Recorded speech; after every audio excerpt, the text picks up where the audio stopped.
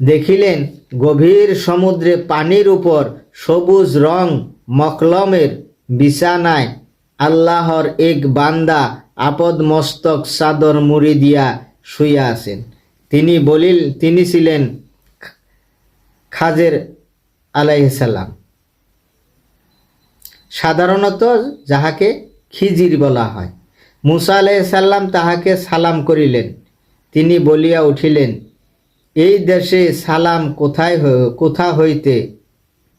তখন ওই দেশ কাফেরের মুলুক ছিল। মুসা আলাইহিস সালাম বলিলেন, আমি এই দেশীয় নয়, আমি মুসা। তিনি জিজ্ঞাসা করিলেন, বনি ইসরাইলের নবী মুসা? মুসা আলাইহিস সালাম বলিলেন, হ্যাঁ। তারপর মুসা আলাইহিস সালাম বলিলেন, আমি কি আপনার সঙ্গে থাকিতে পারি? এই উদ্দেশ্যে যে আপনি